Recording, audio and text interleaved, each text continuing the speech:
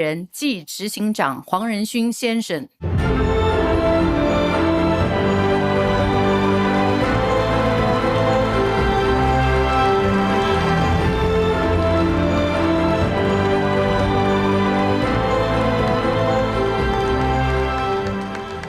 大家好 We're back. Our first live event in almost 4 years. I haven't given a public speech in 4 years. Wish me luck.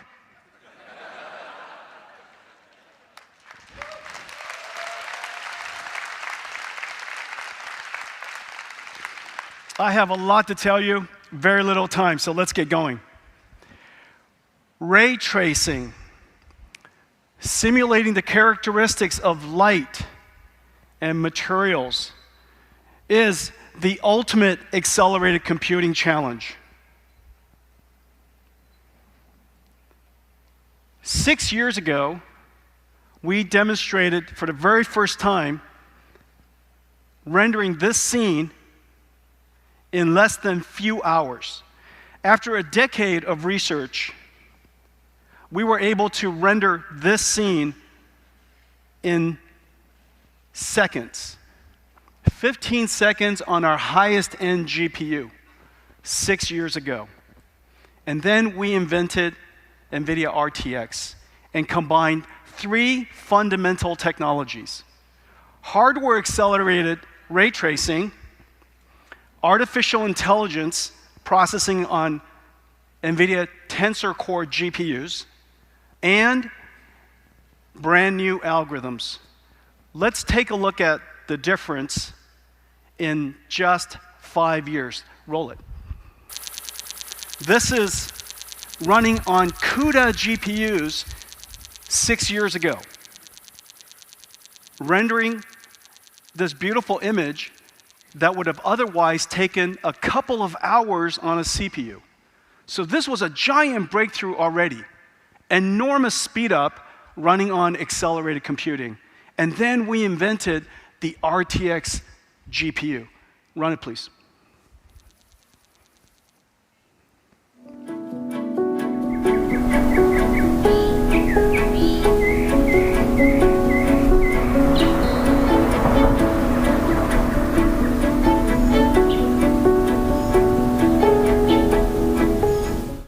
The holy grail of computer graphics ray tracing is now possible in real time. This is the technology we have put into RTX, and this, after 5 years, is a very important time for us because for the very first time, we took our 3rd generation Ada architecture RTX GPUs and brought it to the mainstream with 2 new products that are now completely in production. Are you? Okay. Thank you. Thank you. Hey, I got it backwards. Can I have it this way?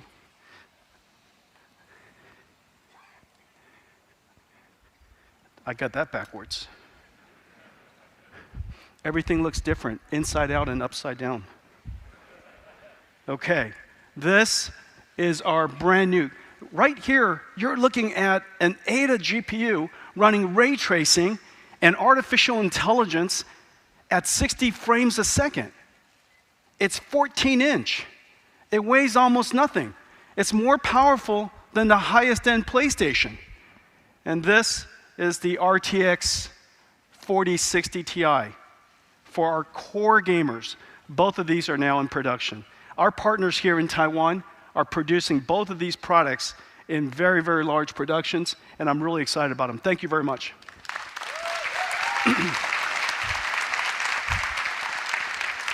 I can almost put this in my pocket.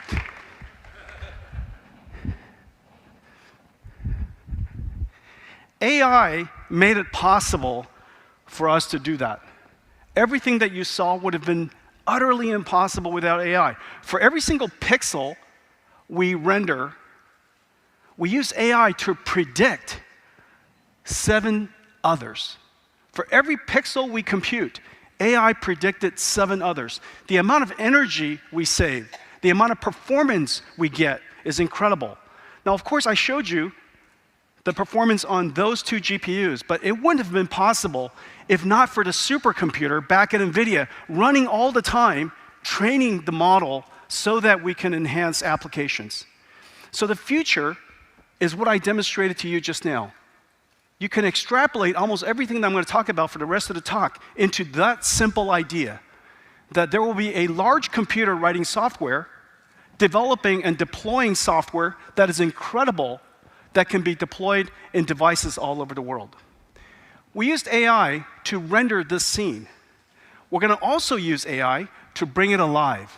Today we're announcing Nvidia ACE Avatar Cloud Engine that is designed for animating to bringing a digital avatar to life. It has several characteristics, several capabilities: speech recognition, text-to-speech, natural language understanding, basically a large language model, and using the sound that you will be generating with your voice, animate the face. And using the sound and the expression that you're saying, animate your gestures. All of this is completely trained by AI. We have a service that includes pre-trained models that you can come, developers can come and modify and enhance for your own application, for your own story, because every game has a different story. And then you can deploy it in the cloud or deploy it on your device. Has a great back end, has a TensorRT. TensorRT is NVIDIA's deep learning optimizing compiler, and you could deploy it on NVIDIA GPUs as well as output Onyx, an industry standard backend, so that you can run it on any device. Let's take a look at this scene in just a second, but let me first tell you about it. It is completely rendered with ray tracing. Notice the beautiful lights, so many different lights, and all of the different lights are projecting light from that source. So you have all kinds of direct lights, you have global illumination. You're going to see incredibly beautiful shadows and physics simulation, and notice the character, the beautiful rendering of the character. Everything is done in Unreal Engine 5. We partnered with an avatar framework, an avatar tool maker called ConvAI, and together we developed this demo you're about to see. Okay, run it, please.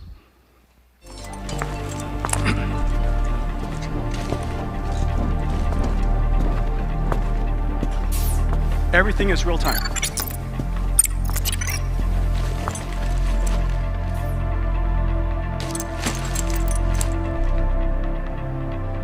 Hey Jen, how are you? Unfortunately, not so good. How come? I am worried about the crime around here. It's gotten bad lately. My ramen shop got caught in the crossfire. Can I help? If you want to do something about this, I have heard rumors that the powerful crime lord Kuman Aoki is causing all sorts of chaos in the city. He may be the root of this violence. I'll talk to him. Where can I find him? I have heard he hangs out in the underground fight clubs on the city's east side. Try there. Okay, I'll go. Be careful, Kai.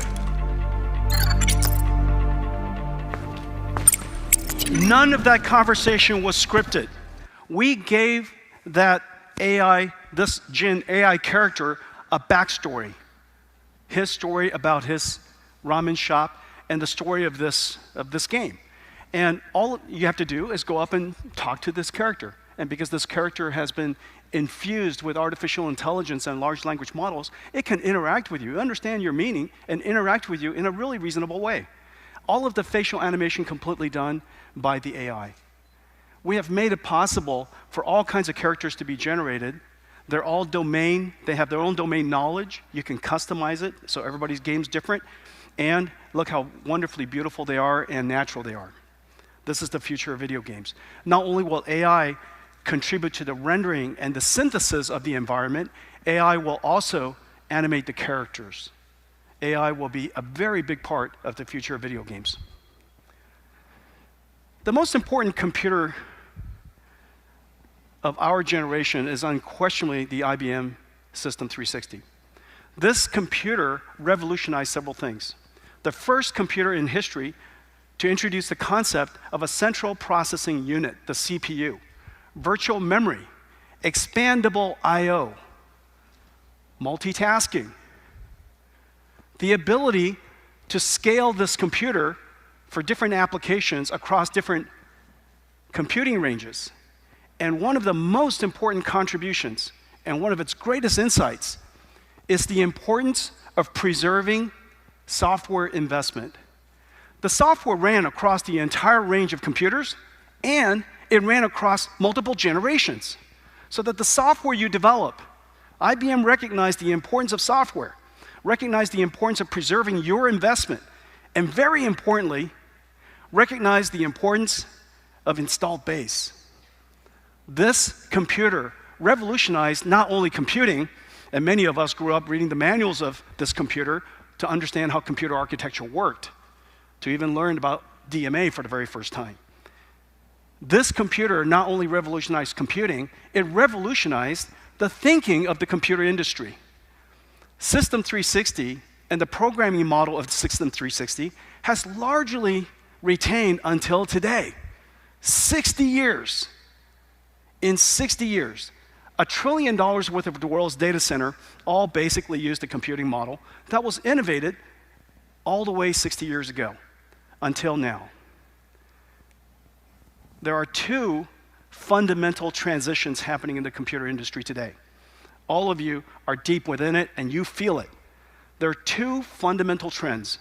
The first trend is because CPU scaling has ended. The ability to get 10 times more performance every 5 years has ended.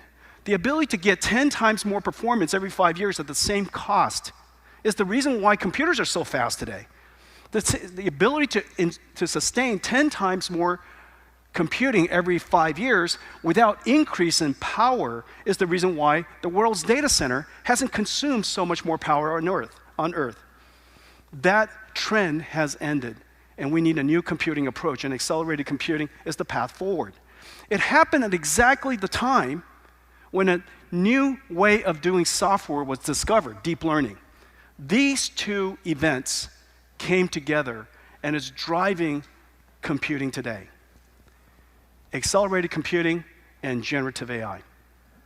This way of doing software, this way of doing computation, is a reinvention from the ground up, and it's not easy. Accelerated computing is a full stack problem. It's not as easy as general purpose computing. The CPU is a miracle. High-level programming languages, great compilers, almost anybody could write reasonably good programs because the CPU is so flexible. However, its ability to continue to scale and performance has ended, and we need a new approach.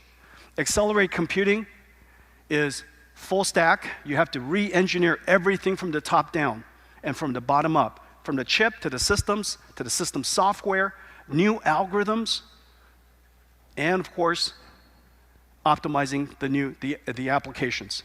The second is that it's a data center scale problem. And the reason why it's a data center scale problem is today, the data center is the computer. Unlike the past when your PC was a computer or the phone was a computer, today your data center is the computer. The application runs across the entire data center. And therefore, it's vital that you have to understand how to optimize the chips, the compute, the software across the NIC, the switch, all the way to the other end in a distributed computing way. And the third, accelerated computing is multi-domain. It's domain-specific. The algorithms and the software stacks that you create for computational biology and the software stack you create for computational fluid dynamics are fundamentally different. Each one of these domains of science need their own stack, which is the reason why accelerated computing has taken us nearly 3 decades to accomplish. This entire stack has taken us nearly 3 decades. However, the performance is incredible, and I'll show you. After 3 decades, we realize now that we're at the tipping point. A new computing model is extremely hard to come by. And the reason for that is this.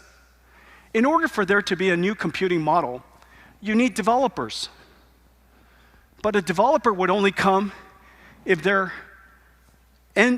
developers have to create applications that end users would buy. And without end users, there would be no customers, no computer companies to build computers. Without computer companies like yourself building computers, there would be no install base. Without install base, there would be no developers. Without developers, there'll be no applications. This loop has been suffered by so many computing companies in the 40 years that I've been in this industry. This is really one of the first major times in history a new computing model has been developed and created. We now have 4 million developers, 3,000 plus applications, 40 million CUDA downloads in history, 25 million just last year. 40 million downloaded in history, 25 million just last year. 15,000 startup companies in the world built on Nvidia today, building on Nvidia today, and 40,000 large companies, enterprises around the world are using accelerated computing. We have now reached the tipping point of a new computing era. This new computing model is now enjoyed and embraced by just about every computer company and every cloud company in the world. There's a reason for that. It turns out that every single computing approach, its benefit in the final analysis is lower cost. The PC revolution that started and that Taiwan enjoyed in 1984, starting in 1984, the year I graduated, that decade in the 80s was the PC revolution. PC brought computing to a price point nobody's ever seen before. And then, of course, mobile devices was convenient, and it also saved enormous amounts of money. We aggregated and combined the camera, the music player, your PC, a phone. So many different devices were all integrated into one. And as a result, not only are you able to enjoy your life better, it also saves a lot of money and great convenience. Every single generation provided something new and saved money. Well, this is how accelerated computing works. This is accelerated computing used for large language models. For large language models, basically the core of generative AI. This example is a $10 million server, and we costed everything. We costed the processor, we costed all the chips, we costed all the network, we costed literally everything. And so $10 million gets you nearly 1,000 CPU servers, and to train, to process this large language model takes 11 gigawatt hours. 11 gigawatt hours. Okay, and this is what happens when you accelerate this workload with accelerated computing. And so with $10 million, for a $10 million server, you buy 48 GPU servers. It's the reason why people say that GPU servers are so expensive. Remember, people say GPU servers are so expensive. However, the GPU server is no longer the computer. The computer is the data center.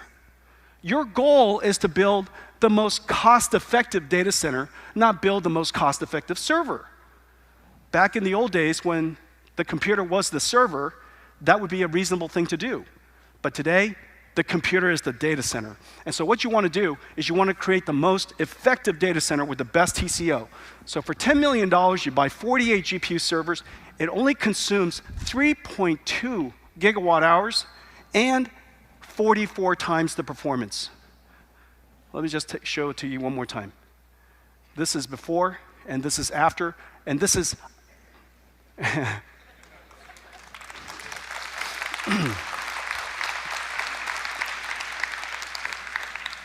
we want dense computers, not big ones. We want dense computers, fast computers, not big ones. And so that's ISO budget. Let me show you something else. Okay, so this is $10 million again, 960 CPU servers. Now this time we're going to be ISO power. We're going to keep this number the same. We're going to keep this number the same. Okay? So this number is the same amount of power. This means your data center is power limited. In fact, most data centers today are power limited. And so with being power limited, using accelerated computing, you can get 150 times more performance with 3 times more cost. But why is that such a great deal? The reason for that is because it's very expensive and time-consuming to find another data center. Almost everybody is power limited today. Almost everybody is scrambling to break new ground to get more data centers. And so if you are power limited, or if your customers are power limited, then what they can do is invest more into that data center, which has 11 gigawatts, and you can get a lot more throughput. Continue to drive your growth. Here's another example. This is my favorite. If your goal is to get the work done, you don't care how. Your goal is to get the work done, you don't care how. And this is the work you want to get done. ISO work. Okay? This is ISO work. All right, look at this.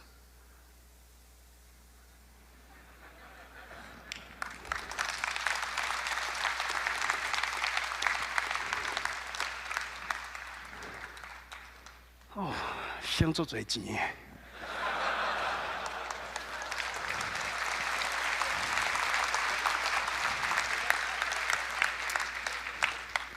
Taiwanese people love that, right? Nice to see you, Carol. Nice to see you, Spencer. Okay, so let's do that one more time. It's so delightful. Look at this. No. Okay, look at this. Look at this. Before, after. The more you buy, the more you save. That's right. The more you buy, the more you save. The more you buy, the more you save. That's Nvidia. You don't have to understand the strategy. You don't have to understand the technology. The more you buy, the more you save. That's the only thing you have to understand. Data center. Now, why is it? You've heard me talk about this for so many years. In fact, every single time you saw me, I've been talking to you about accelerated computing. I've been talking about accelerated computing, well, for a long time, well over 2 decades. And now, why is it that finally it's the tipping point? Because the data center equation is very complicated.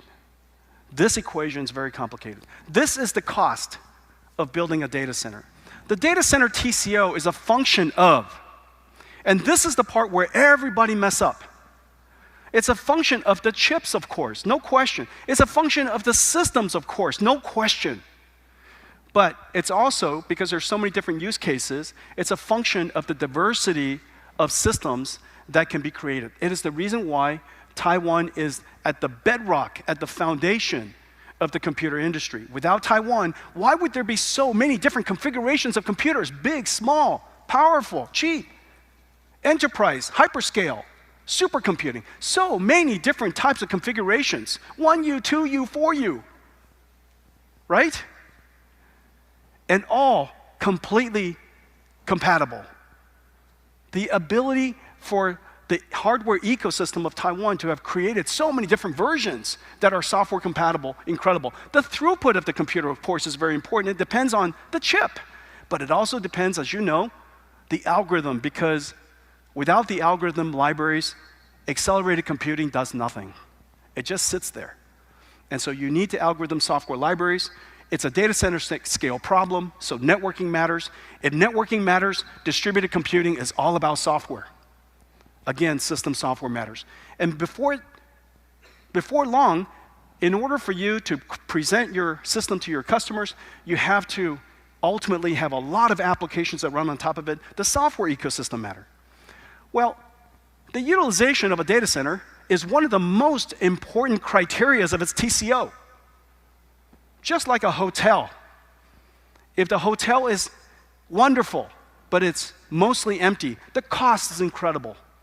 And so you need the utilization to be high. In order for the utilization to be high, you have to have many different applications. So the richness of the applications matter. Again, the algorithm and libraries, and now the software ecosystem. You purchase a computer, but these computers are incredibly hard to deploy. From the moment that you buy the computer to the time that you put that computer to work to start making money, that difference can be weeks, if you're very good at it, incredibly good at it. We can stand up a supercomputer in a matter of a couple of weeks because we build so many all around the world, hundreds around the world. But if you're not very good at it, it could take a year. That difference, depriving yourself the year of making money and the year of depreciation, incredible cost. Life cycle optimization. Because the data center is software defined, there are so many engineers that will continue to refine and continue to optimize the software stack. Because NVIDIA's software stack is architecturally compatible across all of our generations, across all of our GPUs, every time we optimize something, it benefits everybody. Every time we optimize something, it benefits everybody. So life cycle optimization, and of course, finally, the energy that you use, power. But this equation is incredibly complicated.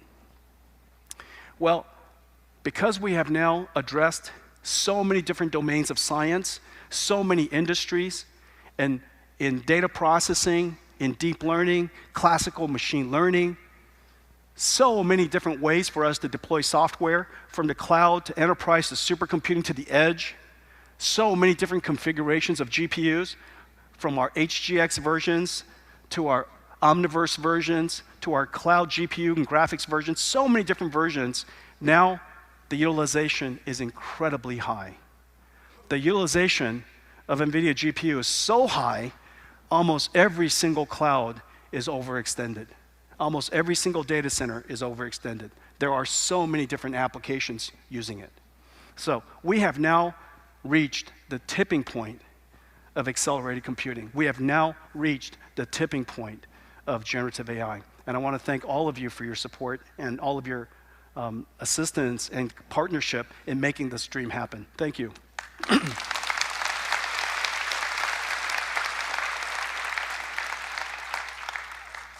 Every single time we announced a new product,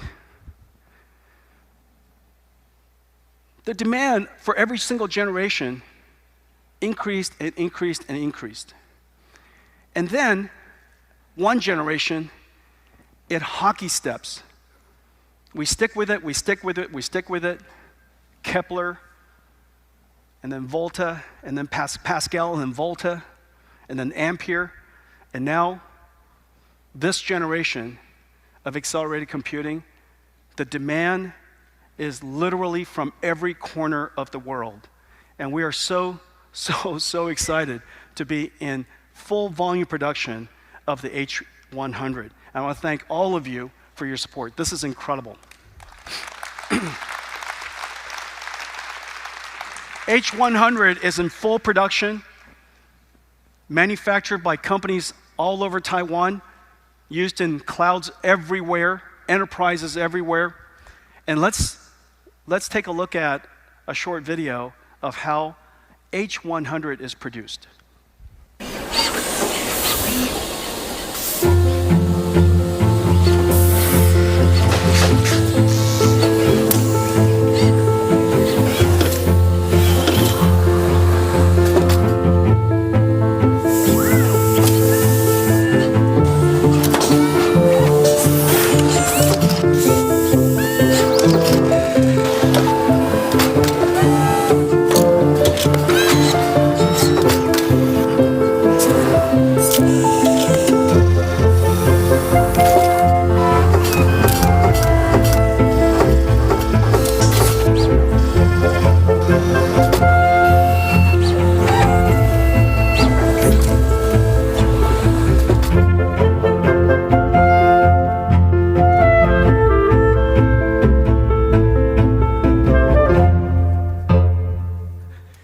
It's incredible. This computer,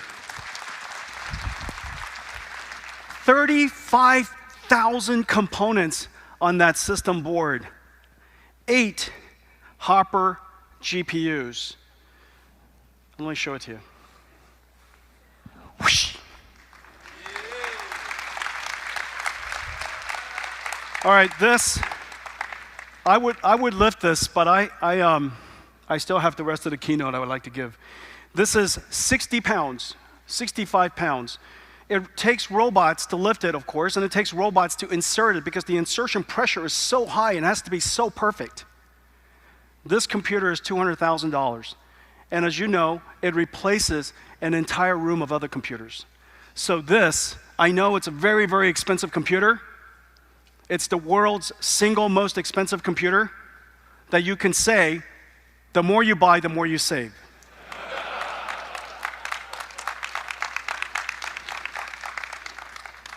This is what a compute tray looks like. Even this is incredibly heavy. See that? So this is the brand new H100 with the world's first computer that has a transformer engine in it. The performance is utterly incredible. Hopper's in full production. We've been driving computing, this new form of computing, for 12 years. When we first met the deep learning researchers, we were fortunate to realize that not only was deep learning going to be a fantastic algorithm for many applications, initially computer vision and speech, but it would also be a whole new way of doing software. This fundamental new way of doing software that can use data to develop, to train a universal function approximator of incredible dimensionality. It can basically predict almost anything that you have data for, so long as the data has structure that it can learn from. And so we realized the importance of this new method of developing software, and that it has the potential of completely reinventing computing. And we were right. 12 years later, we have reinvented literally everything. We reinvented, of course, we started by creating a new type of library. It's essentially like a sequel, except for deep learning, for neural network processing. It's like a rendering engine, a solver for neural network processing called cuDNN. We reinvented the GPU. People thought that GPUs would just be GPUs. They were completely wrong. We dedicated ourselves to reinventing the GPU so that it's incredibly good at tensor processing. We created a new type of packaging called SXM and worked with TSMC on CoWoS so that we could stack multiple chips on the same die. NVLink so that we can connect these SXM modules together with high-speed chip-to-chip interconnect. Almost a decade ago, we built the world's first chip-to-chip SerDes so that we can expand the memory size of GPUs using SXMs and NVLink. And we created a new type of motherboard we call HGX that I just showed you. No computers has ever been this heavy before or consumed this much current. Every aspect of a data center had to be reinvented. We also invented a new type of computer appliance so that we could develop software on it, so that third-party developers could develop software on it with a simple appliance we call DGX. Basically, a giant GPU computer, DGX. We also purchased Mellanox, which is one of the great strategic decisions of our company, because we realized that in the future, if the data center is the computer, then the networking is the nervous system. If the data center is the computer, then the networking defines the data center. That was an incredibly good acquisition.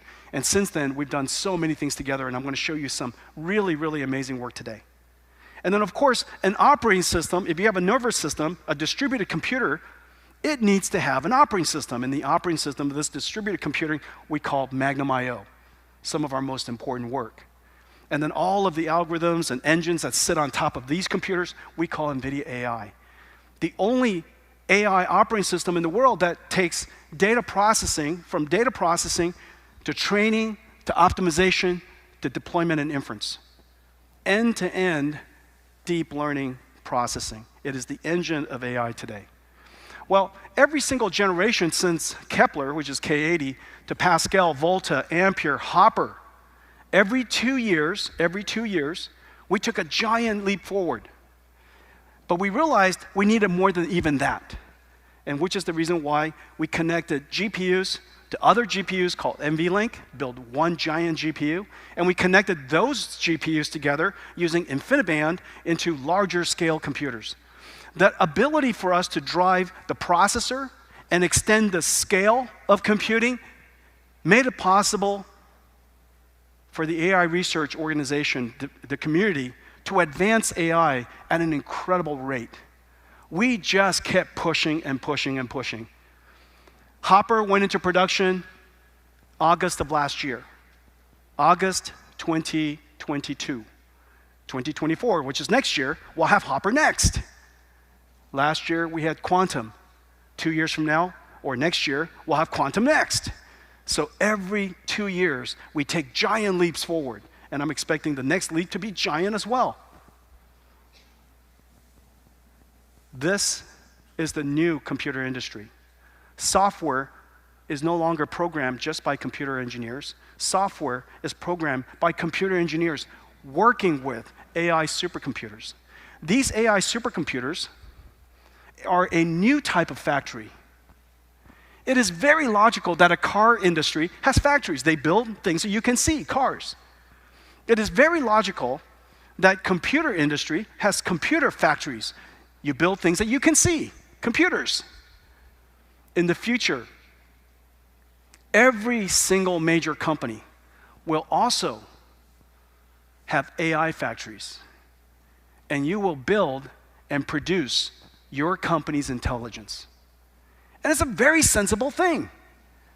We cultivate and develop and nourish our employees and continue to create the conditions by which they can do their best work. We are intelligence producers already. It's just that the intelligence producers, the intelligence are people. In the future, we will be intelligence producers, artificial intelligence producers. And every single company will have factories, and the factories will be built this way. This translates to your throughput. This translates to your scale, and you will build it in a way that is very, very good TCO. Well, our dedication to pursuing this path and relentlessly increasing the performance, just think, in 10 years' time, we increased the throughput, we increased the scale, the overall throughput across all of that stack by 1 million x. 1 million x in 10 years. Well, just now, in the beginning, I showed you computer graphics. In 5 years, we improved the computer graphics by 1,000 times. In 5 years, using artificial intelligence and accelerated computing. Using accelerated computing and artificial intelligence. We accelerated computer graphics by 1,000 times in 5 years. Moore's law is probably currently running at about 2 times. 1,000 times in 5 years. 1,000 times in 5 years is 1 million times in 10. We're doing the same thing in artificial intelligence. Now, the question is, what can you do when your computer is 1 million times faster? What would you do if your computer was 1 million times faster? Well, it turns out that the friends we met at University of Toronto, Alex Krzyzewski and Sutskever and Ilya Sutskever and Jeff Hinton, Ilya Sutskever, of course, was the founder of OpenAI, and he discovered the continuous scaling of artificial intelligence and deep learning networks and came up with the ChatGPT breakthrough. Well, in its general form, this is what has happened. The transformer engine, and the ability to use unsupervised learning, be able to learn from a giant amount of data and recognize patterns and relationships across a large sequence. And using transformers to predict the next word, large language models were created. And the breakthrough, of course, is very, very, very clear, and I'm sure that everybody here has already tried ChatGPT. But the important thing is this: we now have a software capability to learn the structure of almost any information. We can learn the structure of text, sound, images, their structure in all of this, physics, proteins, DNA, chemicals. Anything that has structure, we can learn that language, learn its language. Of course, you can learn English and Chinese and Japanese and so on and so forth, but you can also learn the language of many other things. And then the next breakthrough came, generative AI. Once you can learn the language, once you can learn the language of certain information, then with control and guidance from another source of information that we call prompts, we can now guide the AI to generate information of all kinds. We can generate text to text, text to image, but the important thing is this: information transformed to other information is now possible. Text to proteins, text to chemicals, images to 3D, images to 2D, images to text captioning, video to video. So many different types of information can now be transformed. For the very first time in history, we have a software technology that is able to understand the representation of information of many modalities. We can now apply computer science. We can now apply the instrument of our industry. We can now apply the instrument of our industry to so many different fields that were impossible before. This is the reason why everybody is so excited. Now let's take a look at some of these. Let's take a look at what it can do. Here's a prompt, and this prompt says, "Hi Computext."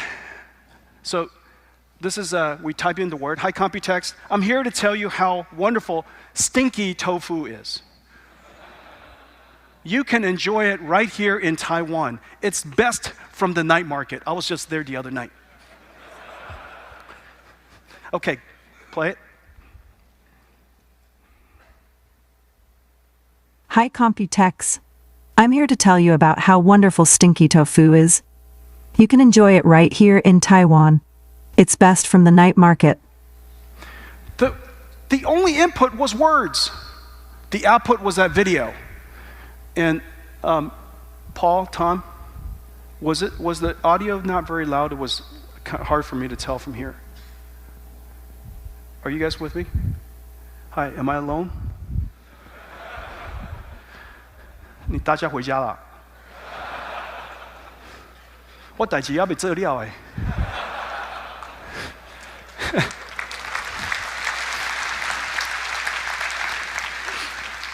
Okay, here's another prompt. Taiwanese, we tell this AI, okay, this is a Google text-to-music. Traditional Taiwanese music, peaceful, like it's warm and raining in a lush forest at daybreak. Please.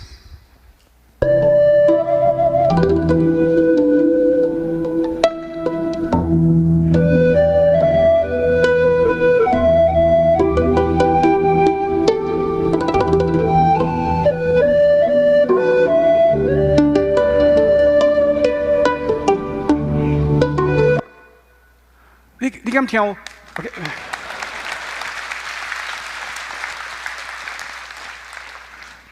We send text in. AI says, okay, this music. Okay, here, this one. I am here at Computext. I will make you like me best. Sing it with me. I really like Nvidia. Okay, so this is the word. These are the words. These are the words. And hey, voice mod, could you write me a song? These are the words. Okay, play it. I am here at Computex. I will make you like me best. Yeah, sing it with me. I really like Nvidia.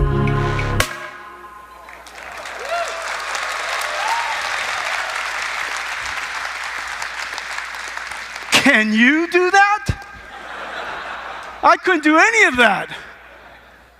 That is so good. Okay, 大家, you know karaoke, right?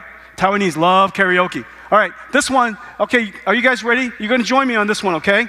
Okay, 等一下，大家一起来. Okay, 1, 2, 3. You gotta watch the dot. You guys know how karaoke works. 我知道你们去过. 好, get ready. Okay, here we go. Play it. I am here at Computex. I will make you like me best. Yeah, sing it with me. I really This the part. This is the part. Like Nvidia. All right. Very good, very good. Good job. With that kind of performance, I'm going to hire AI next time. Okay, so obviously this is a very, very important new capability, and that's the reason why there's so many generative AI startups. We're working with some 1,600 generative AI startups. They're in all kinds of domains, in language domains, in media, in biology. This is one of the most important areas that we care about. Digital biology is going to go through its revolution. This is going to be an incredible thing. Just as we had Synopsys and Cadence help us create tools so that we can build wonderful chips and systems, for the very first time, we're going to have computer-aided drug discovery tools. And they'll be able to manipulate and work with proteins and chemicals and understands disease targets and try all kinds of chemicals that previously had never been thought of before. Okay, so really, really important area. Lots of startups, tools, and platform companies. And let me show you a video of some of the work that they're doing. Play it, please. Generative AI is the most important computing platform of our generation. Everyone from first movers to Fortune 500 companies are creating new applications to capitalize on generative AI's ability to automate and co-create. For creatives, there's a brand new set of tools that would be simply impossible a few years ago. Adobe is integrating Firefly into their creative apps. Ethically trained and artist-friendly, you can now create images with a simple text prompt. Or expand the image of your real photos to what lies beyond the lens. Productivity apps will never be the same. Microsoft has created a co-pilot for Office apps. Every profession is about to change.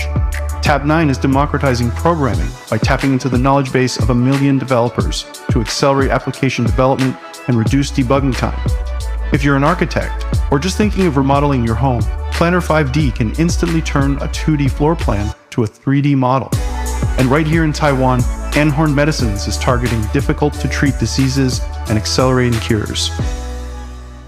Incredible, right? Just utterly incredible. There's no question that we're in a new computing era. There's just absolutely no question about it. Every single computing era, you could do different things that weren't possible before. And artificial intelligence certainly qualifies. This particular computing era is special in several ways. One, it is able to understand information of more than just text and numbers. It can now understand multimodality, which is the reason why this computing revolution can impact every industry. Every industry. Two, because this computer doesn't care how you program it. It will try to understand what you mean because it has this incredible large language model capability. And so the programming barrier is incredibly low. We have closed the digital divide. Everyone is a programmer now. You just have to say something to the computer. Third, this computer, not only is it able to do amazing things for the future, it can do amazing things for every single application of the previous era, which is the reason why all of these APIs are being connected into Windows applications here and there, and browsers, and PowerPoint, and Word. Every application that exists will be better because of AI. You don't have to just AI, this generation, this computing era, does not need new applications. It can succeed with old applications, and it's going to have new applications. The rate of progress, because it's so easy to use, is the reason why it's growing so fast. This is going to touch literally every single industry. And at the core, just as with every single computing era, it needs a new computing approach. And in this particular era, the computing approach is accelerated computing, and it has been completely reinvented from the ground up. The last several years, I've been talking to you about the new type of processor we've been creating. And this is the reason we've been creating it. Ladies and gentlemen, Grace Hopper is now in full production. This is Grace Hopper.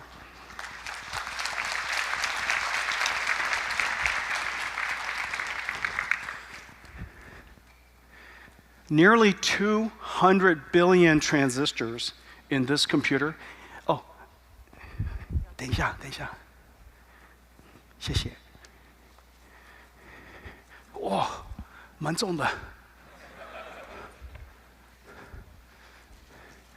Look at this. This is Grace Hopper. This processor is really quite amazing. There are several characteristics about it. This is the world's first accelerated computing processor that also has a giant memory. It has almost 600 gigabytes of memory that's coherent between the CPU and the GPU. And so the GPU can reference the memory, the CPU can reference the memory, and any unnecessary copying back and forth could be avoided. The amazing amount of high-speed memory lets the GPU work on very, very large data sets. This is a computer, this is not a chip. Practically the entire computer is on here. This uses low-power DDR memory, just like your cell phone, except this has been optimized and designed for high-resilience data center applications. Incredible levels of performance. This took us several years to build, and I'm so excited about it. And I'll show you some of the things that we're going to do with it. Janine, thank you. 谢谢. You're supposed to say, Nadi. Mike. 不要客气. Okay, so 4 petaflops transformer engine, 72 CPU cores. They're connected together by a high-speed chip-to-chip link, 900 gigabytes per second. And so the local memory, 96 gigabytes of HBM3 memory, is augmented by LPDDR memory across this link, across a very, very large and high-speed cache. So this computer is like none other the world's ever seen. Now, let me show you some of its performance. So I'm comparing here on 3 different applications. And this is a very important application. If you've never heard of it, be sure to look into it. It's called vector database. Vector database is a database that has tokenized, that has vectorized the data that you're trying to store. And so it understands the relationships of all of the data inside its storage. This is incredibly important for knowledge augmentation of the large language models to avoid hallucination. The second is deep learning recommender systems. This is how we get news and music and all the text that you see on your devices. Recommend, of course, music and goods and all kinds of things. Recommender system is the engine of the digital economy. This is probably the single most valuable piece of software that any of the companies in the world runs. This is the world's first AI factory. There will be other AI factories in the future, but this is really the first one. And the last one is large language model inference. 65 gigabytes. 65 gigabytes is a 65 billion parameters is a fairly large language model.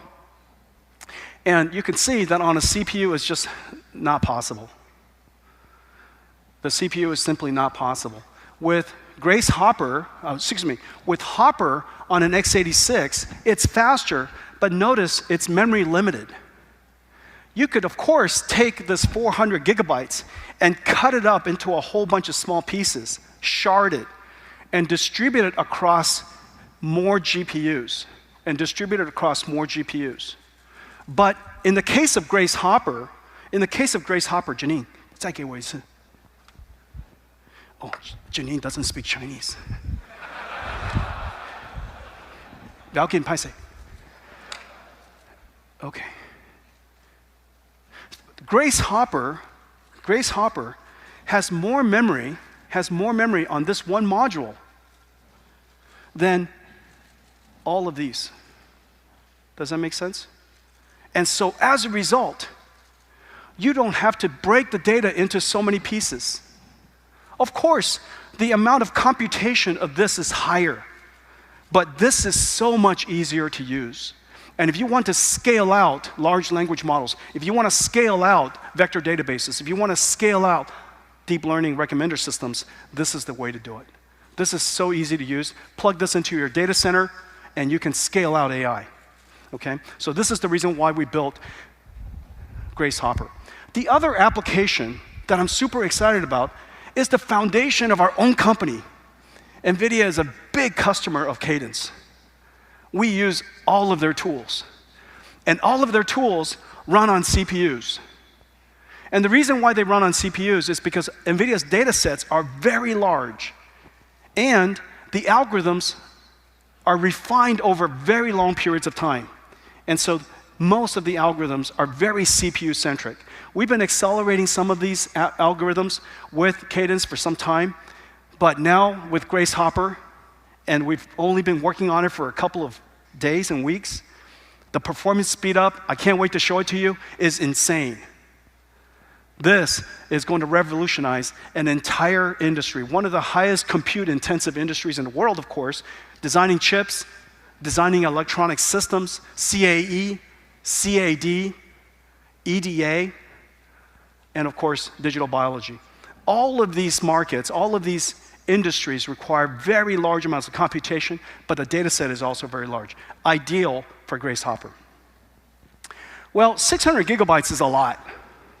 600 gigabytes is a lot. This is basically a supercomputer I'm holding in my hands.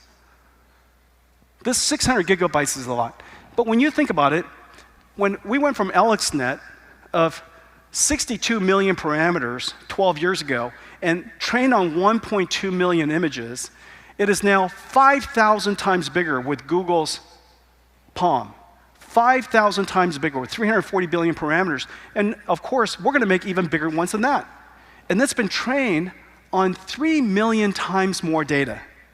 So literally in the course of 10 years, the computing problem of deep learning increased by 5,000 times for the software and 3 million times for the data set. No other area of computing has ever increased this fast. And so we've been chasing the deep learning advance for quite some time. This is going to make a big, big contribution. However, 600 gigabytes is still not enough. We need a lot more. So let me show you what we're going to do. So the first thing is, of course, we have the Grace Hopper superchip. Put that into a computer. The second thing that we're going to do is we're going to connect 8 of these together using NVLink. This is an NVLink switch. So 8 of this connect into 3 switch trays into 8 Grace Hopper pod. These 8 Grace Hopper pods, each one of the Grace Hoppers are connected to the other Grace Hopper at 900 gigabytes per second. 600 gigabytes, 900 megabytes per second, 8 of them connected together as a pod, and then we connect 32 of them together with another layer of switches. And in order to build this, 256 Grace Hopper superchips connected into 1 exaflops. 1 exaflops. You know that countries and nations have been working on exaflops computing and just recently achieved it. 256 Grace Hoppers for deep learning is 1 exaflop transformer engine, and it gives us 144 terabytes of memory that every GPU can see. This is not 144 terabytes distributed. This is 144 terabytes connected. Why don't we take a look at what it really looks like? Play, please.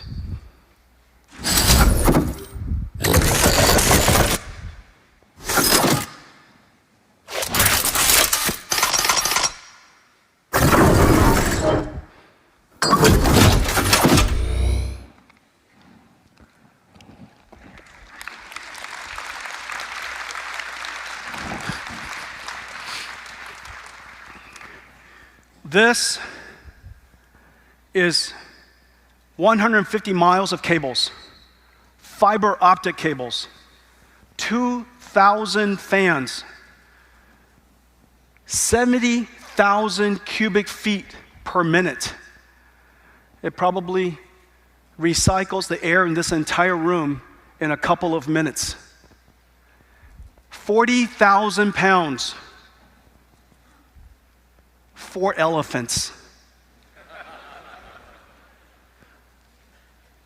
One GPU.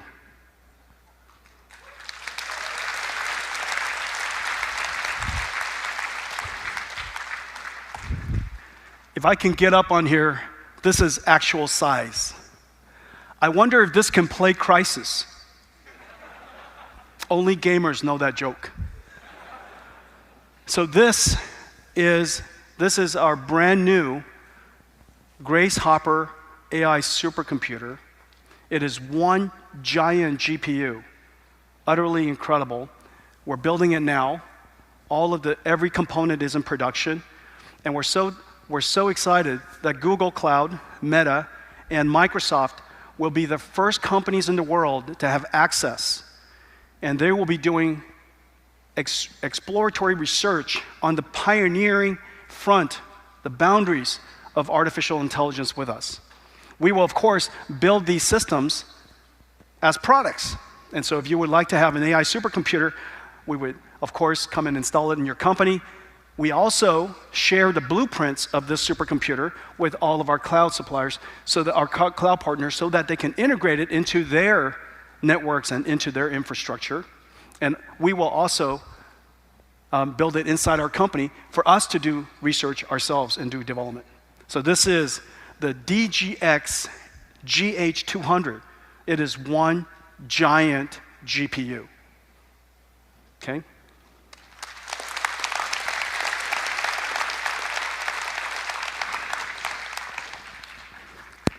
In 1964, the year after I was born, was a very good year for technology.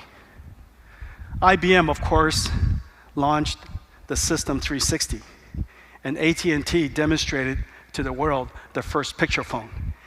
Encoded, compressed, streamed over copper telephone wires, and twisted pair, and on the other end, decoded. Picture phone, little tiny screen, black and white. To this day, this very experience is largely the same. Of course, at much, much higher volumes. For all of the reasons we all know well, video calls is now one of the most important things we do. Everybody does it. About 65% of the internet's traffic is now video. And yet, the way it's done is fundamentally still the same. Compress it on the device, stream it, and decompress it on the other end. Nothing changed in 60 years. We treat communications like it goes down a dumb pipe. The question is, what would happen if we applied generative AI to that? We have now created a computer. I showed you, Grace Hopper. It can be deployed broadly all over the world, easily. And as a result, every data center, every server will have generative AI capability. What would happen if instead of decompression, streaming, and recovering, decompression, what if the cloud performed generative AI capability to it? Let's take a look. The future of wireless and video communications will be 3D, generated by AI. Let's take a look at how Nvidia Maxine 3D, running on the Nvidia Grace Hopper superchip, can enable 3D video conferencing on any device without specialized software or hardware. Starting with a standard 2D camera sensor that's in most cell phones, laptops, and webcams, and tapping into the processing power of Grace Hopper, Maxine 3D converts these 2D videos to 3D using cloud services. This brings a new dimension to video conferencing with Maxine 3D visualization, creating an enhanced sense of depth and presence. You can dynamically adjust the camera to see every angle in motion. Engage with others more directly with enhanced eye contact. And personalize your experience with animated avatars, stylizing them with simple text prompts. With Maxine's language capabilities, your avatar can speak in other languages, even ones you don't know. Nvidia 正在使用生成式 AI 来发明新的交流方式。Nvidia は生成系 AI を用いてコミュニケーション技術に革命をもたらします。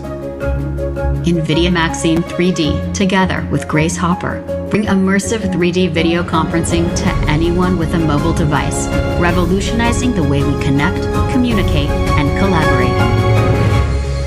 为什么他说我不会讲国语？我要讲单位。Okay, so all of the words coming out of my mouth, of course, was generated by AI.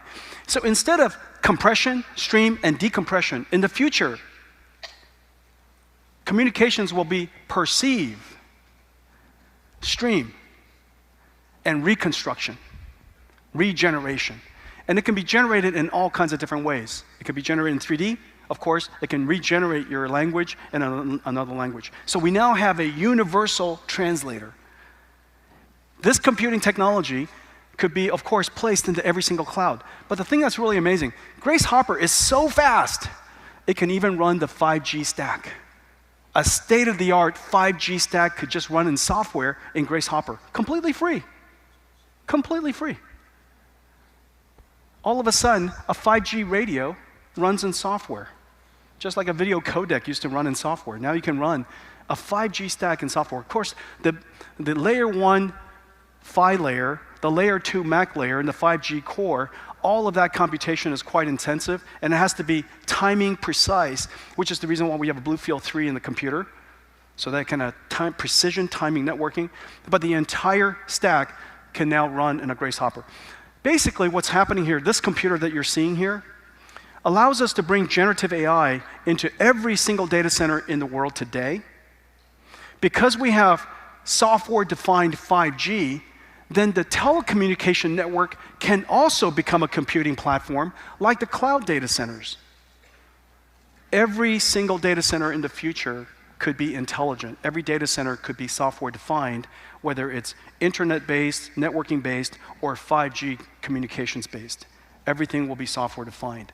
This is really a great opportunity, and we're announcing a partnership with SoftBank to partner to re-architect and implement generative AI and software-defined 5G stack into the network of SoftBank data centers around the world. Really excited about this collaboration.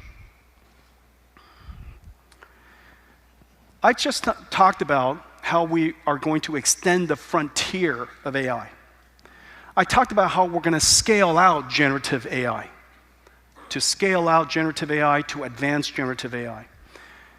But the number of computers in the world is really quite magnificent. Data centers all over the world.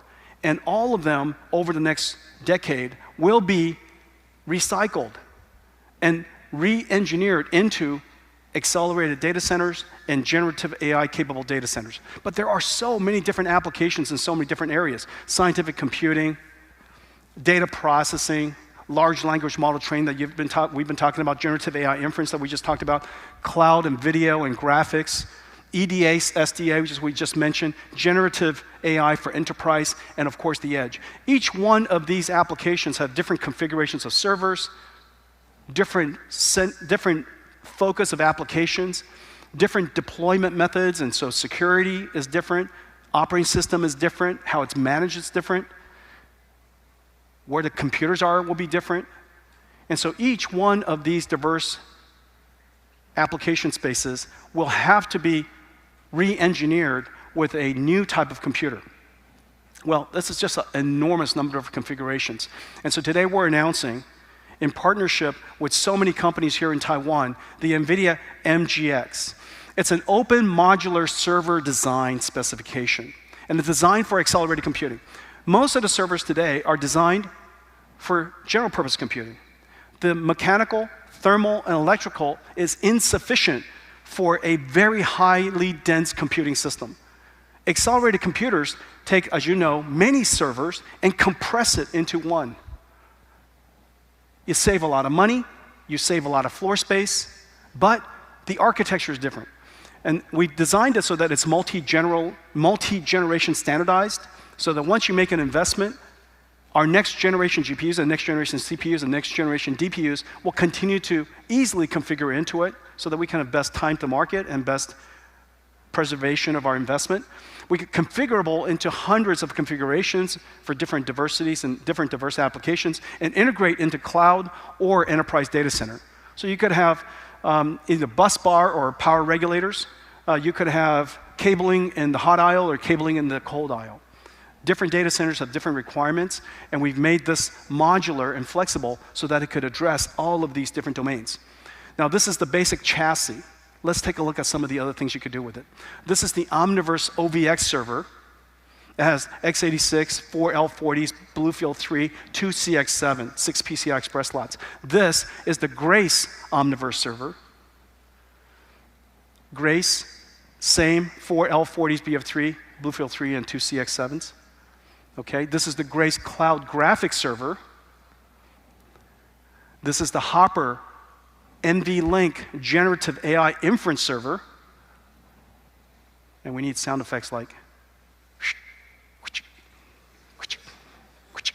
that. And then Grace Hopper 5G aerial server, okay, for telecommunications, software-defined telco. Grace Hopper 5G aerial server short. And of course, Grace Hopper liquid cooled, okay, for very dense servers. And then this one is our dense general purpose Grace Superchip server. This is just CPU. And it has the ability to accommodate 4 Grace CPUs or 2 Grace Superchips, enormous amounts of performance. And if your data center is power limited, this CPU has incredible capabilities. In a power limited environment, running PageRank, and there's all kinds of benchmarks you can run, but we ran PageRank in ISO performance. In ISO performance, Grace only consumes 580 watts for the whole server, versus the latest generation CPU servers, x86 servers, 1,090 watts. It's basically half the power at the same performance. Or another way of saying, you know, at the same power, if your data center is power constrained, you get twice the performance. Most data centers today are power limited. And so this is really a terrific capability. There are all kinds of different servers that are being made here in Taiwan. Let me show you one of them. This is from Supermicro. Get my exercise in today. Whoosh. I am the sound effect. Okay. All right, so this is a Supermicro server. You've got Bluefield 3, you've got the CX7, you've got the Grace Hopper. Okay, but there are so many systems. There are so many systems. So this is Grace Hopper, this is Supermicro. There's so many systems. Let me show you some of them. And all of our partners, I'm so grateful. You're working on Grace, Grace Hopper, Hopper, L40s, L4s, Bluefield 3s. Just about every single processor that we're building are configured into these servers of all different types. And so this is Supermicro, this is Gigabyte. They have tens, I think it's like 70 different server configurations. This is Ingresys. This is ASRock, Tyan, Wistron, Inventec. They're just beautiful servers. Pegatron. We love servers. I love servers. They're beautiful. They're beautiful to me. QCT, ASUS, we win. ZT Systems. And this ZT system, what you're looking at here is one of the pods of our Grace Hopper AI supercomputer. So I want to thank all of you. I want to thank all of you for your great support. Thank you.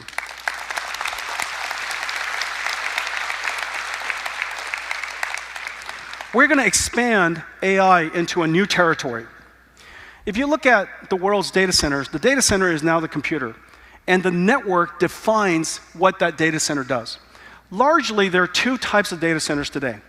There's the data center that's used for hyperscale, where you have application workloads of all different kinds.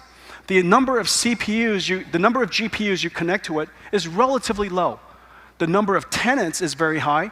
The workload is heterogeneous. The workloads are loosely coupled. And you have another type of data center. They're like supercomputing data centers, AI supercomputers, where the workloads are tightly coupled. The number of tenants, far fewer, and sometimes just one. Its purpose is high throughput on very large computing problems. okay? And it's basically a standalone. It's basically a standalone. And so supercomputing centers and AI supercomputers and the world's cloud, hyperscale cloud, are very different in nature. Ethernet is based on TCP. It's a lossy algorithm, and it's very resilient.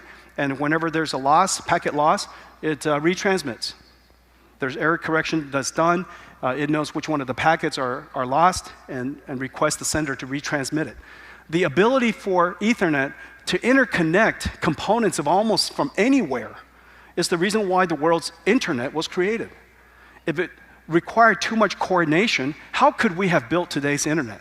So Ethernet's profound contribution, it's this lossy capability, it's resilient capability, and because so, it basically can connect almost anything together. However, a supercomputing data center can't afford that. You can't interconnect random things together because that billion-dollar supercomputer, the difference between 95% networking throughput achieved versus 50% is effectively $500 million. So the cost of that one workload running across the entire supercomputer is so expensive that you can't afford to lose anything in the network. InfiniBand relies on RDMA very heavily. It is a flow control. It's a lossless approach. It requires flow control, which basically means you have to understand the data center from end to end, the switch to the NIC to the software, so that you can orchestrate the traffic with adaptive routing, so that you could deal with congestion control and avoid the oversaturation of traffic in an isolated area, which results in packet loss. You simply can't afford that because in the case of InfiniBand, it's lossless. And so one is lossy, the other one's lossless. Very resilient, very performant. These two data centers have lived separate lives. These two data centers have lived separate lives. But now, we would like to bring generative AI to every data center. The question is how? The question is, how do we introduce a new type of Ethernet that's, of course, backwards compatible with everything, but is engineered in a way that achieves the type of capabilities that we can bring AI workloads to the world's any data center? This is a really exciting journey. And at the core of this strategy is a brand new switch that we've made. This is the Spectrum 4 switch. And this switch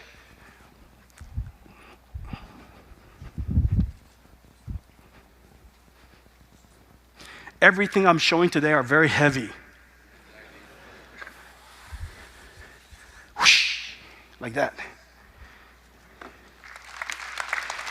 This is the Spectrum 4 switch. 128 ports of 400 gigabits per second, 128 ports of 400 gigabits per second, 51.2 terabits per second. This is the chip. It's gigantic. 100 billion transistors, 90 millimeters by 90 millimeters, 800 balls on the bottom. This is a 500-watt chip. This switch is 2,800 watts. It's air-cooled. There are 48 PCBs that connect the switch together. 48 PCBs that build up the switch. And this switch is designed to, This switch is designed to enable a new type of Ethernet. Remember what I said. InfiniBand is fundamentally different in the sense that we build InfiniBand from end to end so that we could do adaptive routing, so that we could do congestion control, so that we could isolate performance, so we could keep noisy neighbors apart, so that we could do in-fabric computing. All of these capabilities are simply not possible in a lossless approach of the internet and, of course, of Ethernet. And so the way that we do InfiniBand is design it from end to end. This is the way supercomputers are built. This is the way AI supercomputers are built. And We are going to do the same thing now for the very first time for Ethernet. We've been waiting for the critical part, and the critical part is the Spectrum 4 switch. The entire system consists of several things. So our new Ethernet system for AI, is this. The Spectrum 4 switch and the Bluefield 3 Smart NIC or DPU. This Bluefield 3 is 400 gigabits per second NIC.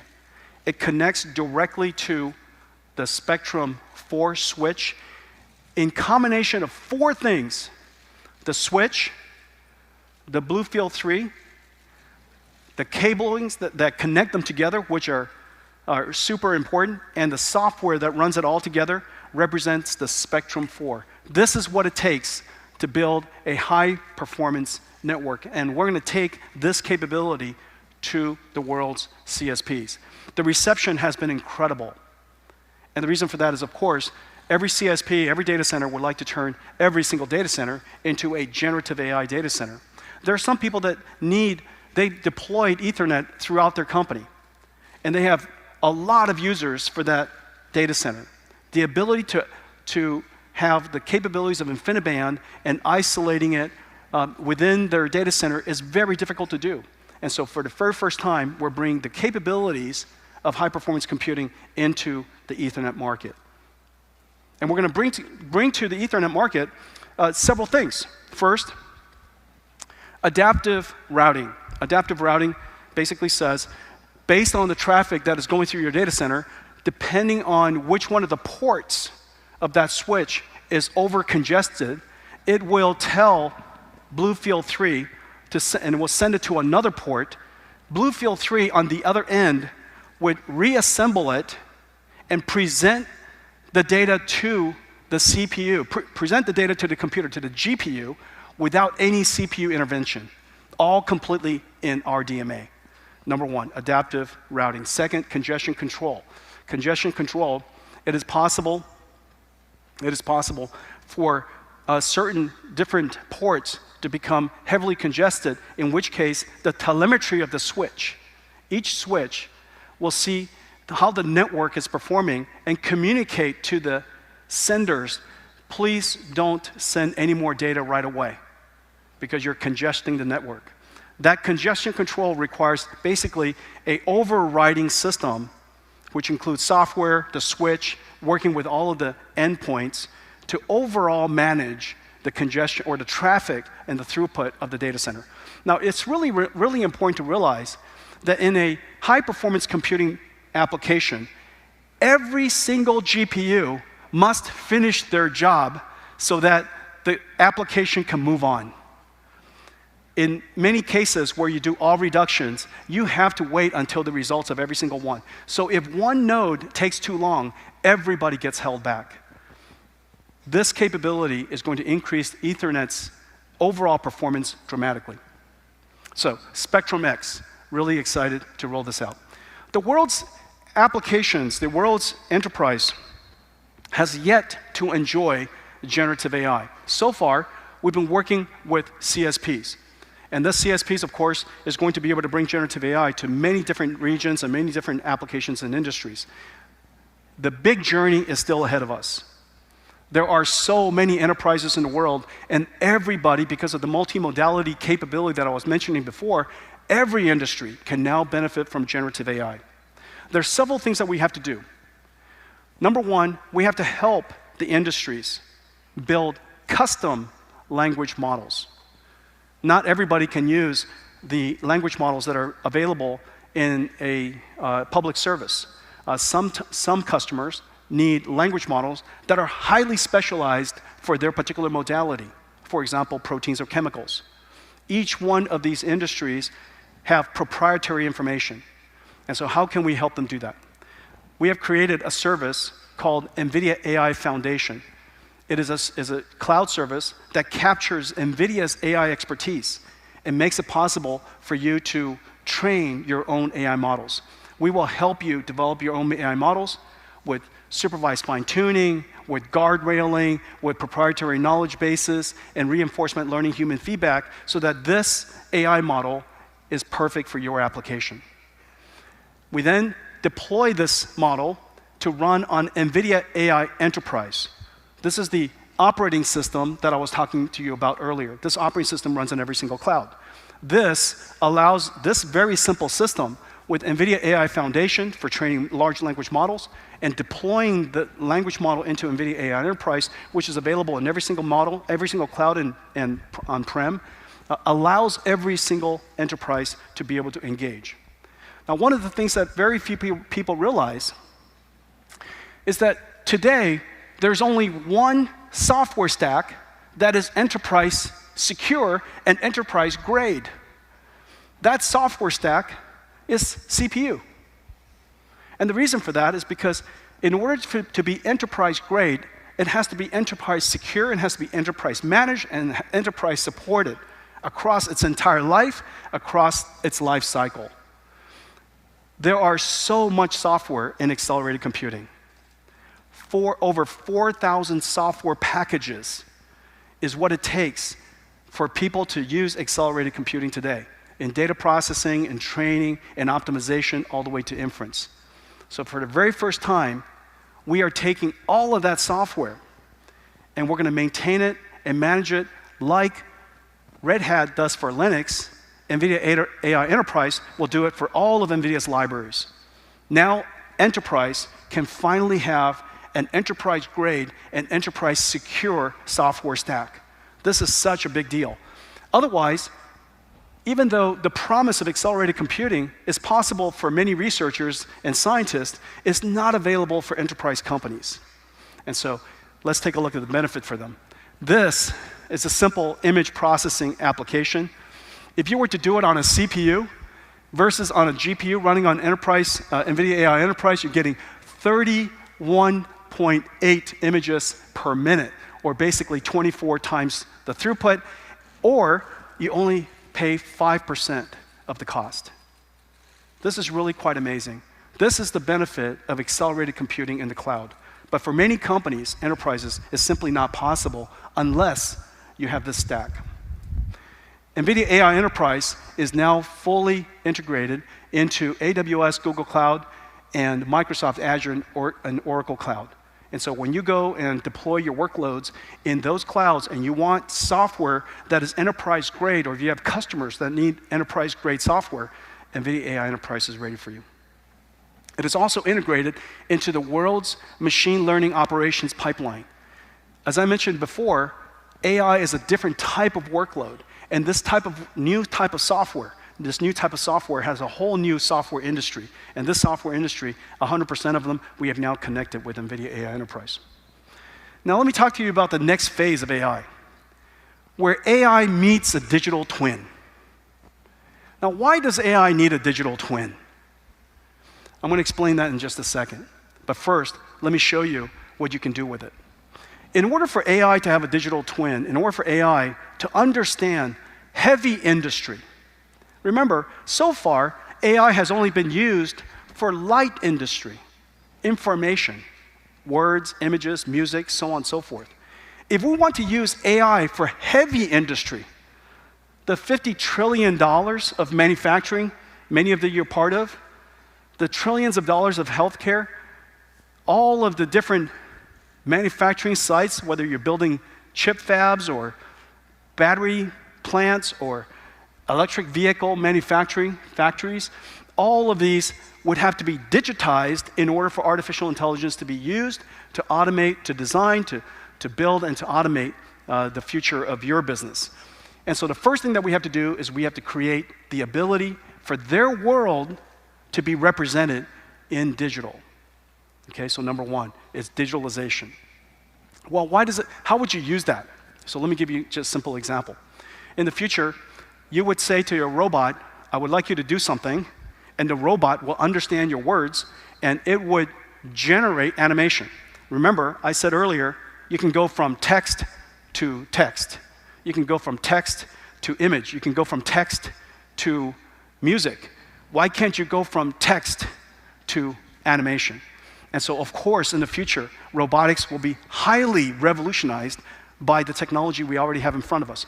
However, how does this robot know that the motion that it is generating is grounded in reality? It is grounded in physics. You need a software system that understands the laws of physics. Now, you've actually seen this already with ChatGPT.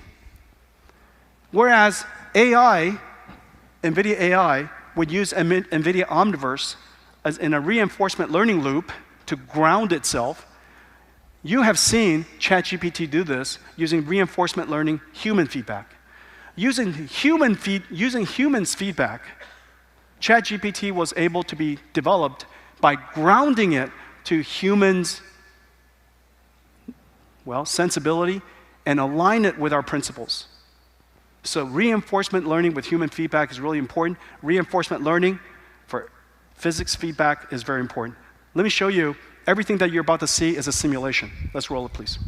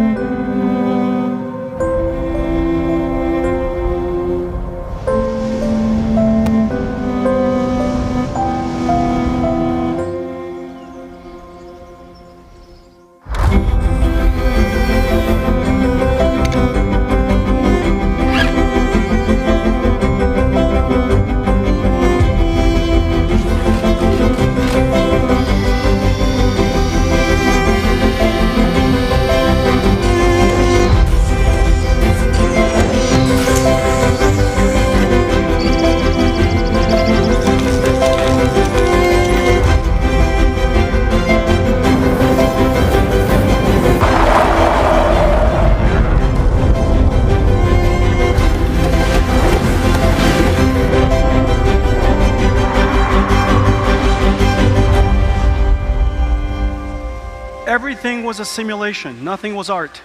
Everything was simulation. Isn't that amazing?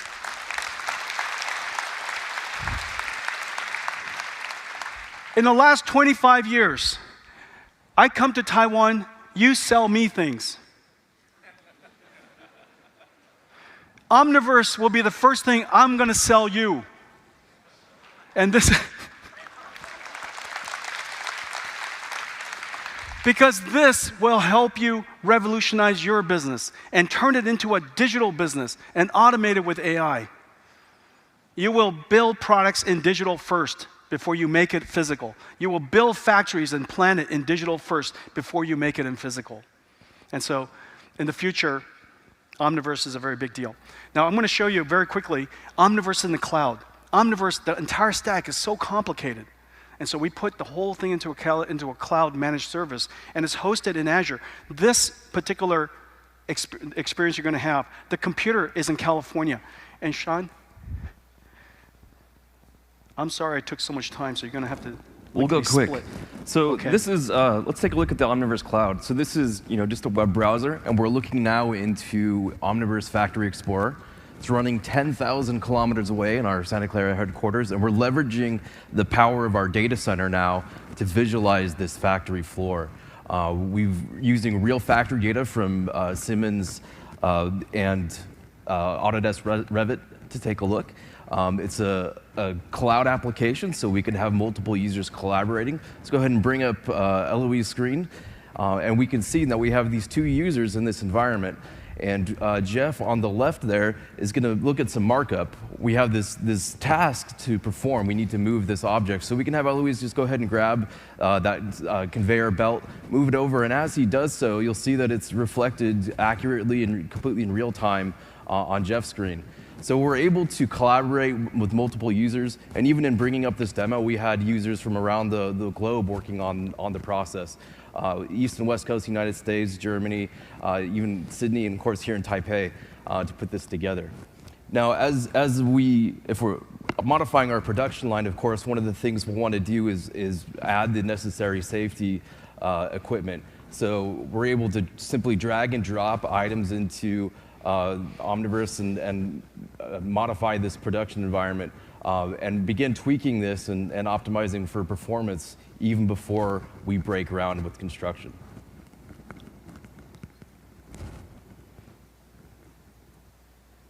That is so cool. This is in California, 6,264 miles away, or something like that. 34 milliseconds by speed of light one way. And it's completely interactive. Everything is ray traced. No art is necessary. You bring everything, the entire CAD into Omniverse, open up a browser, bring your data in, bring your factory in. No art is necessary. The lighting just does what the lighting does. Physics does what the physics does. If you want to turn off physics, you can. If you want to turn on physics, you can. And multiple users, as many as you like, can enter the Omniverse at the same time and work together. One unified source of data across your entire company. You could virtually build, you could virtually design and build and operate your factory before you break ground and not make the mistake, which usually in the beginning of the integration creates a lot of change orders, which costs a lot of money. Thank you very much, Sean. Good job.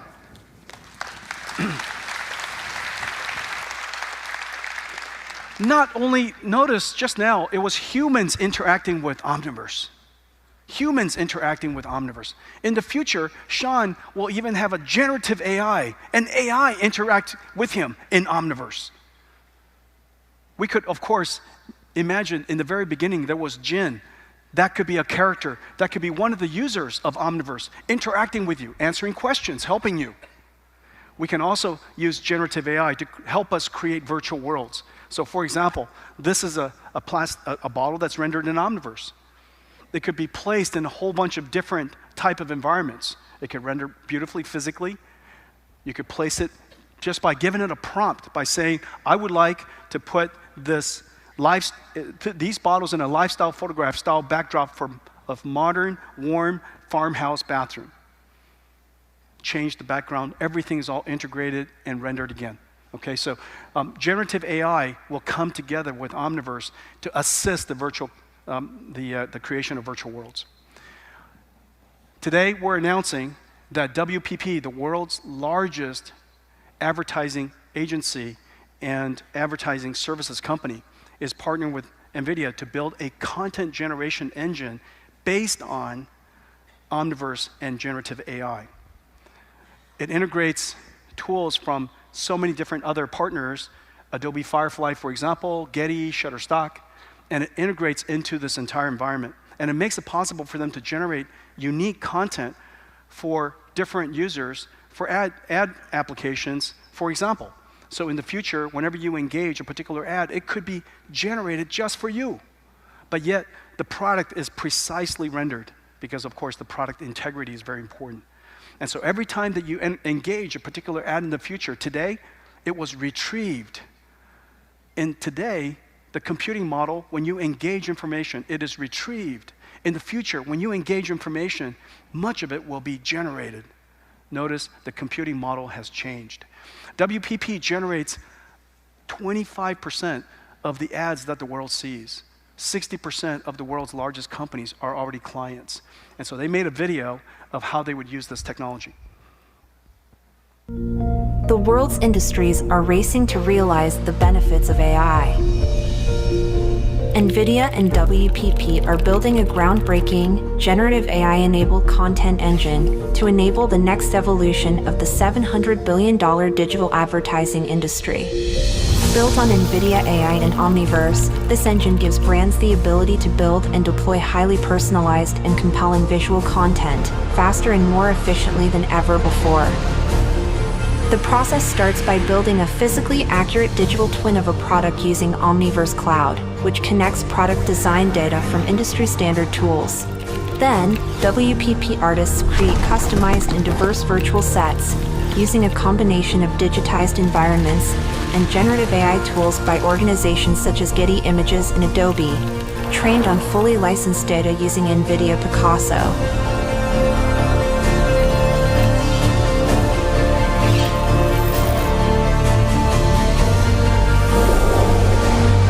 This unique combination of technologies allows WPP to build accurate photorealistic visual content and e-commerce experiences that bring new levels of realism and scale to the industry.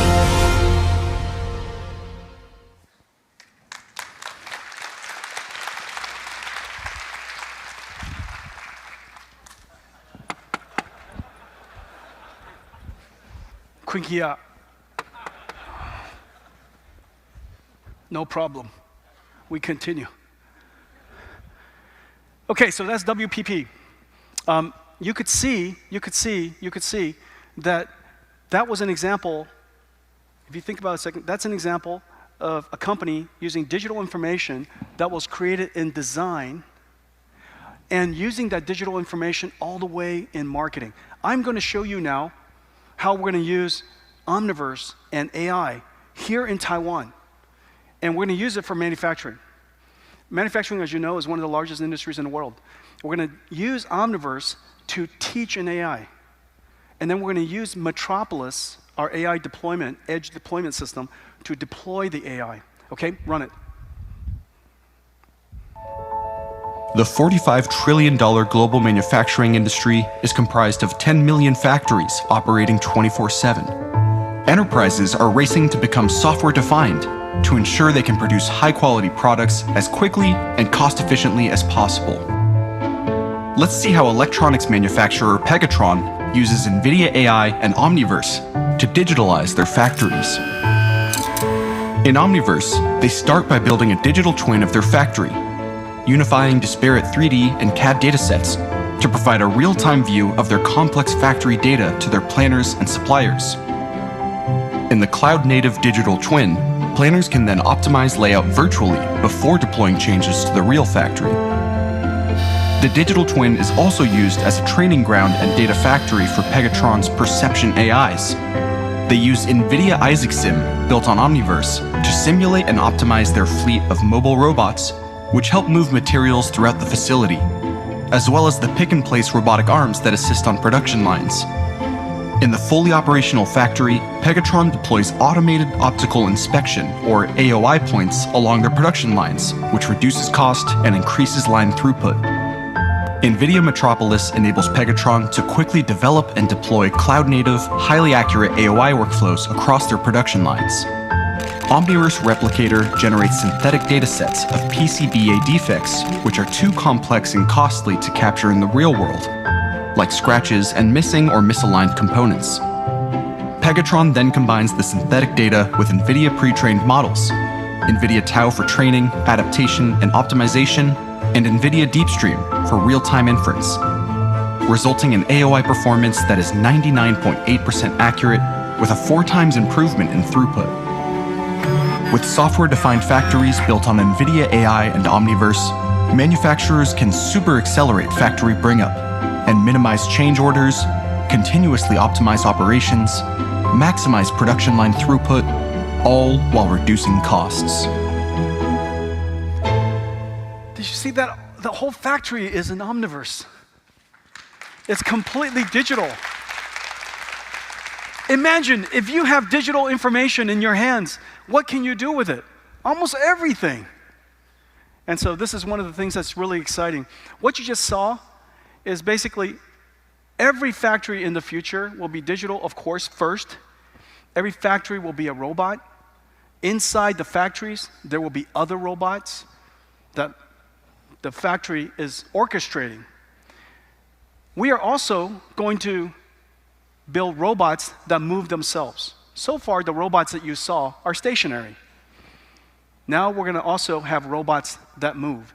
Everything that moves in the future will have artificial intelligence and will have robotic capability. And so today we're announcing our robot platform, Nvidia Isaac AMR, is now available as a reference design for anybody who wants to build robots. Just like we did with our high-performance computing. Nvidia builds the whole stack. And then we disaggregate it so that if you would like to buy the chip, that's fine. If you'd like to buy the system, that's fine. If you'd like to use your software, that's fine. If you'd like to use our software, that's fine. If you'd like to use your own algorithm, that's terrific. If you'd like to use ours, that's terrific. However you would like to work with us, we're open for business so that we can help you integrate accelerated computing wherever you like. In the future, we're going to do the same with robotics. We built the entire robotic stack top to bottom, from the chip to the algorithms. We have state-of-the-art perception for multimodality sensors, state-of-the-art mapping, state-of-the-art localization and planning, and a cloud mapping system. Everything has been created. However you would like to use it, you can use pieces of it. It's open available for you, including all the cloud mapping systems. So this is Isaac AMR. It starts with a chip called Orin. It goes into a computer, and it goes into the Nvidia Nova Orin, which is a reference system, a blueprint for AMRs. This is the most advanced AMR in the world today. And that entire stack has been built, and let's take a look at it. To improve productivity and increase worker safety, factories and warehouses are migrating away from manual forklifts and guided vehicles to full autonomy. Nvidia Isaac AMR provides an integrated end-to-end solution to deploy fully autonomous mobile robots. The core of the solution is Nova Orin, a sensor suite and computing hardware that enables mapping, autonomy, and simulation. Nova's collection of advanced sensors speeds the mapping process, leveraging our cloud-based service to generate an accurate and detailed 3D voxel map. This 3D map can then be sliced across a plane to generate 2D maps tailored for different autonomous robots that might operate in a facility. With these maps in place, on-robot LiDAR or cost-effective cameras provide autonomous navigation that works reliably in the most complex and dynamic environments. Isaac Mission Control optimizes route planning using the cuOpt library.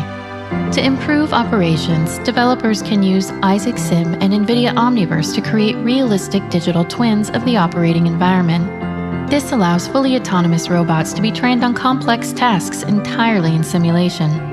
All operations can be fully validated using Isaac Sim before deployment to the real world. Isaac AMR accelerates your migration to full autonomy, reducing costs and speeding deployment of the next generation of AMRs. Nova cannot tell that it is not in the reality environment. Nova thinks it is in the real environment. It cannot tell. And the reason for that is because all the sensors work, physics work, it can navigate, it can localize itself. Everything is physically based. So therefore we could design,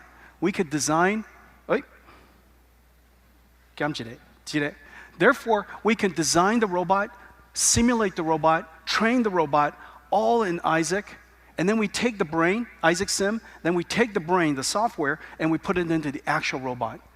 And with some amount of adaptation, it should be able to perform the same job. This is the future of robotics. Omniverse and AI working together. The ecosystem that we have been in, the IT ecosystem, is $250 billion per year, $250 billion a year. This is the IT industry. For the very first time in our history together, we finally have the ability to understand the language of the physical world. We can understand the language of heavy industry.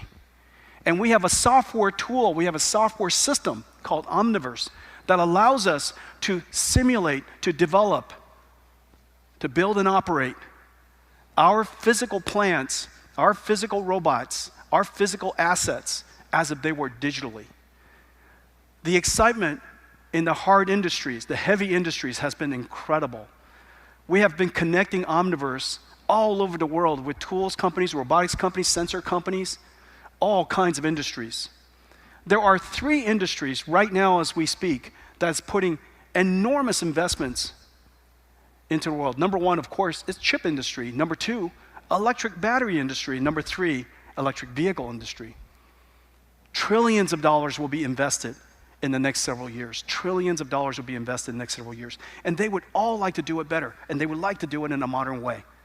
For the very first time, we now give them a system, a platform, tools that allows them to do that. I want to thank all of you for coming today.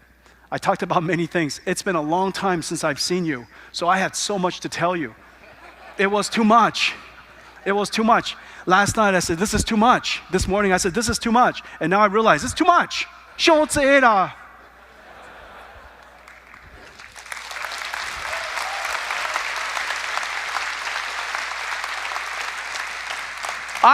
I told you several things. I told you that we are going through 2 simultaneous computing industry transition, accelerated computing and generative AI. 2, this form of computing is not like the traditional general purpose computing. It is full stack. It is data center scale because the data center is the computer, and it is domain specific. For every domain that you want to go into, every industry you go into, you need to have the software stack. And if you have the software stack, then the utility, the utilization of your machine, the utilization of your computer will be high. So number 2, it is full stack, data center scale, and domain specific. We are in full production of the engine of generative AI, and that is HGX H100. Meanwhile, this engine that's going to be used for AI factories will be scaled out using Grace Hopper, the engine that we created for the era of generative AI. We also took Grace Hopper and realized that we can extend, on the one hand, the performance, but we also have to extend the fabric so that we can make larger models trainable.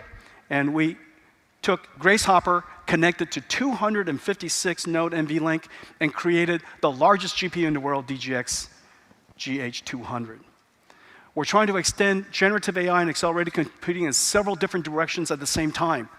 Number 1, we would like to, of course, extend it in the cloud so that every cloud data center can be an AI data center. Not just AI factories and hyperscale, but every hyperscale data center can now be a generative AI data center. And the way we do that is the Spectrum X. It takes 4 components to make Spectrum X possible. The switch, the Bluefield 3 NIC, the interconnects themselves, the cables are so important in high-speed communications, and the software stack that goes on top of it. We would like to extend generative AI to the world's enterprise. And there are so many different configurations of servers, and the way we're doing that with partnership with our Taiwanese ecosystem, the MGX Modular Accelerated Computing Systems.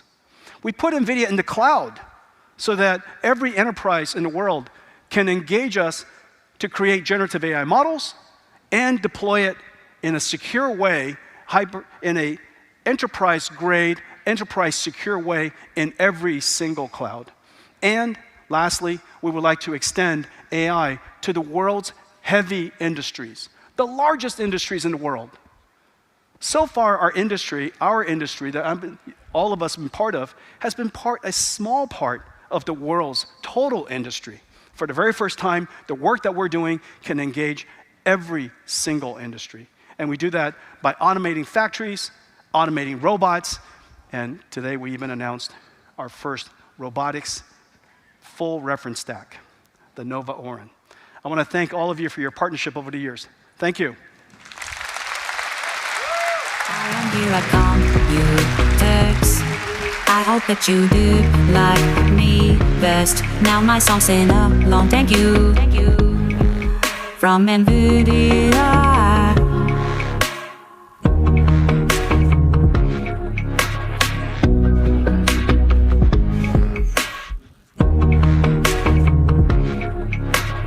I am here at Computex.